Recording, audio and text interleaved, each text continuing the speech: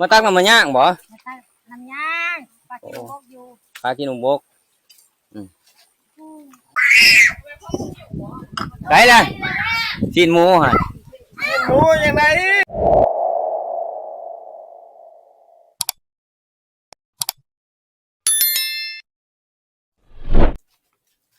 กราบทักทายสบายดีเบิดทุกคนเนาะมื้อนี้ก็เป็นมื้อกลับบ้านทุกคนเลยเนาะไปกลับบ้านเฮาทุกคนอันนี้จุดหมายปลายทางเฮาคือพ้นสูงพุ่นเนี่ยเนาะมื้อนี้เนาะก็คือทีมงานมอบหน้าที่เฮาให้เฮาเอาเนื้อบักเวอนะให้พาดใหญ่นะมื้อนี้นะเอาก็สิถือไปให้เพิ่นเนาะเพราะว่าของพาดใหญ่ก็อยู่นำผ่านในผ่านเองนี่แหละในผ่านเจียไปให้เพื่อนเนาะแต่ในผ่านใหญ่เพื่อนกับจักสิมานประมาณเนาะเพื่อนกับมานำการเคลื่อนเนาะไปดุนกันเพื่อนแหละก็เพื่อนเอาว่าเพื่อนสิมานยังแน่เนาะ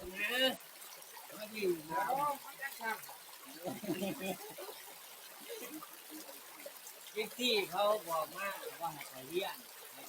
ให้เจ้ามาเลี้ยงก็ถอยให้เขาเลี้ยงวันนี้เขาสิเลี้ยงก็จะพื้นเพราะเขาเลี้ยงคือจะเวลาเฮ็ดวันเดียวซ้อมเลยเขาเคยอะไรก็คือได้วันเดียวพอเรียนนั่งเลยในบ้านเลย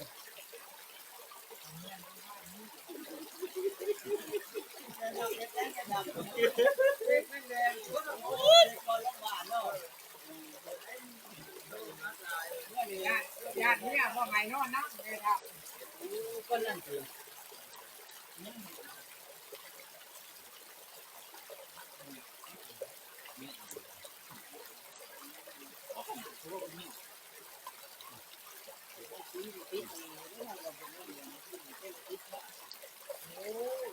แล้วเงินใคร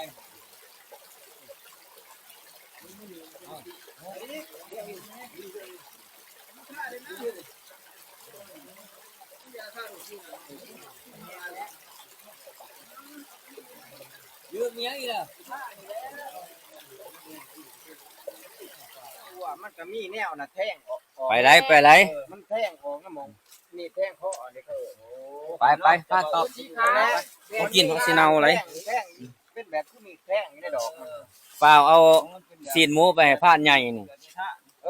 จะก็ไปดีพันใหญ่คั่วแล้ว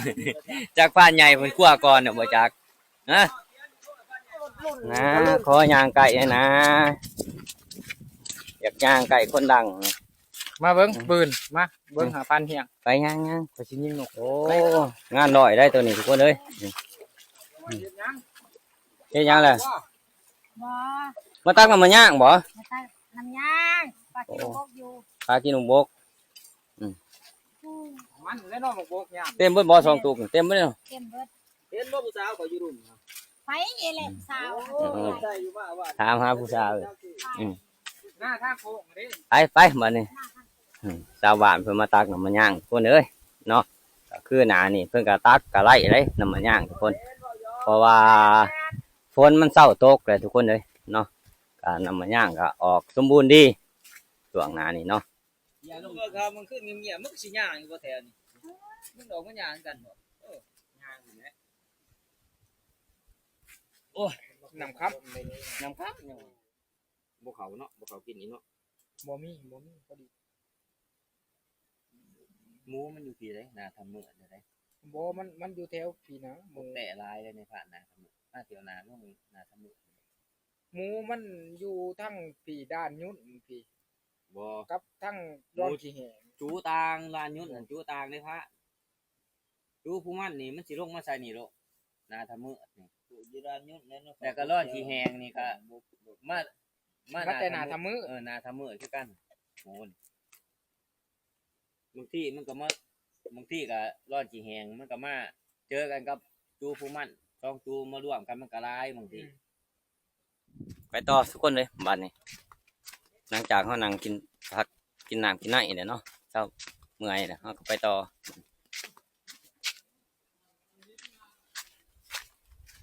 เมื่อยทุกคนเลยยังบ่ทันได้นอนเนาะได้นอนอยู่ของเสานี่ก็คือเครื่องสมูคนเลยเมื่อนี่ก็กินข้าวกินน้ำแล้วก็สิรับต่อไอ้ทุกคนเลยบ้าน ช่วงนี้คนก็เม็ดเด้ทุกคนเขาค่าเกี่ยวเขาเกี่ยวน้ำเนาะเขาบ่ได้ขึ้นมาปกตินี่สายทางนี่พอตลอดชาวบ้านเพิ่นขึ้นมาหาอยู่หากินก็คือเฮาเว้ากับผ่านใหญ่คืออันนี้ทุกคนเด้ตอนเฮาสิแยกกันนะทุกคนเนาะถ้าว่าในผ่านไปมานเนี่ยก็แบ่งมาให้เพิ่นคือเก่าคนเนาะถ้าว่าเพิ่นมานเพิ่นก็ว่าสิแบ่งให้นะก็คือเฮาแล้วเฮาเว้ากันคืนนี่ในผ่านนี่ก็เลยถือไม้เพิ่นเองมื้อนี้เป็นพิเศษเลยเนาะของเพิ่นก็ประมาณ3 โลพุ่นเด้ทุกคนเนาะทั้งศีลทั้งหนังทั้งกระดูกเนาะ3 โลปลายพุ่นเด้ทุกคน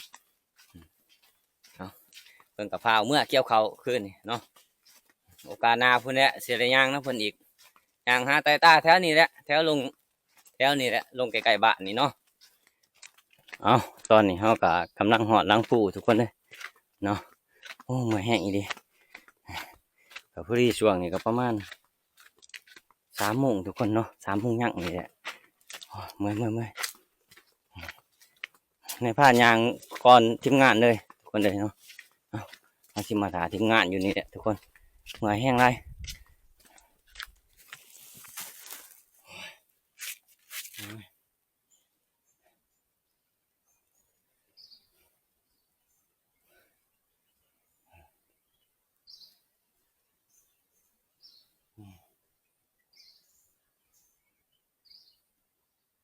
เมี่ยงเหลืองกับพ่อเมี่ยงเหลืองทุกคนเลย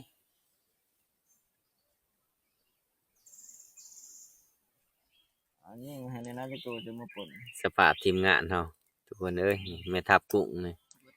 เบิดสภาพเลยนี่นี่แคนกะกำรวมๆหนึ่งจอยแห้งไงเด้ตัวยารับประทานซอยจุหลายเด้อ โอ้จนพัน พันบ่ พันมากินช่วยจุอีกแล้ว เอ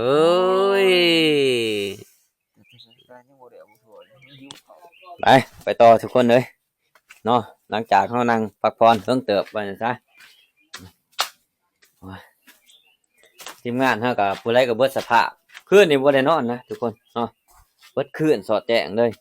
ส่วนในพานเองกับบ่ได้นอนเนาะคืนนี่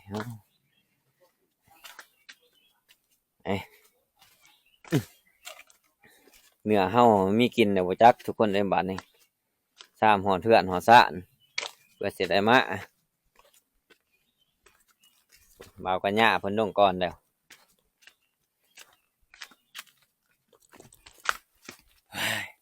เมื่อยทุกคนตอนนี้เฮาก็ลงหอดดินเพียงเลยทุกคนเลยเนาะแต่ยังบ่ไกลแต่ยังอยู่ประมาณ2-3 ลักหรือว่า2-3 โลนี่ก็หอดเทียงพานใหญ่นะทุกคนเนาะเฮาก็บ่ฮู้ว่าพานใหญ่สิอยู่หรือบ่อยู่เนาะเพิ่นอยู่กับใครอยู่หรอกพอได้หยอกเพิ่นไกลล่ะชิ้นหมูหั่น หมูยังไงสันน้ำกับคืนยังไม่ได้พ่อยัง บ่ แต่เจ้าทับคนแล้ว ไปขอพ่อเห็นอีกแล้ว พ่ออยู่ใช่แหละ อยู่อันนี้ไปใกล้เติบเนาะพ่อเห็นอีกเมื่อไรยัง ไปนอนสนอยู่ทำได้คืออยู่ชั่วโมงนึงคือ แล้วก็พากันลงมา เอาเมื่อไรอีหยังก็สิเอาให้ได้ก็เมื่อไรนี่ โอ้ยยังนี่หลับพละ มือเป็นบุกห้อยคือปานง่วงเลย โอ้ยอดเลยไปเที่ยวนี่ยังอันนี้เฮ็ดบดก็ได้ โอ้ย เฮ็ดบ่ลงนะสิบ่ เว้าเรื่องเฮ็ดบดเมียเขามักคือหยังนี่ โอ้ เอานี่ของฝากของต่อ ทุกคนทีมงานเฮาได้ของฝากมาให้ได้คือว่าในพานบ่ได้ไปนำเพิ่นก็ได้มาฝากมาต่อนะลาเพิ่นนี่ทำ พอกระบอกเจ้าแล้วคืออันนี้เพราะว่าคันว่าเจ้าไล่ก็ต้องแบ่งให้คอยโอ้ยมันโลภแม่งหลายได้พานเอาไว้มือไม่ เอา เอาขอบคุณก็ได้หลาย ขอบใจเฮ็ดก็ได้เนาะของฝากก็ได้ ดูอะไรมาแรกนี่ทุกคน เว้าเรื่องเฮ็ดหั่นเอาหมูไปนี่เมียข่อยบ่กินหมูนี่กินเฮ็ดเมียข่อย โอ้เพิ่นมักตัวนั้น แต่ว่านาสิได้เด้ถ้าว่าพันทองทับถือขึ้นนี่แห่ง3เนาะ ตาม โอ้ หมานคักเนาะสิได้ งานแล้วบัดนี้ เอา สิได้พาใหญ่บ่ได้ไปนำเนาะ ไปเลยแม่แหละไปหาผ่านม่วงมาบ่ฮอดได้หั่น เป็นแล้วไม่ไปหาพ่อ เออ อายกล้องเด้อ น้ำคนเพิ่นยังอายอยู่นะ ตอนนี้เฮาก็มาหอดเทือนผ่านใหญ่ทุกคนเลยเนาะก็คือเฮาเอาเนื้อให้เพิ่นนะทุกคนเลยเนาะเพิ่นก็บ่มาอิหยังคืนนี่เพิ่นว่าบ่พออิหยังเลยคืนนี่เพราะว่ามันร่มแห้งวะว่าซั่นซะเนาะไปตอนนี้เฮาก็หากาเกียมเมื่อบ้านเฮาเพิ่นน่ะทุกคนบ๊ายบายทุกคน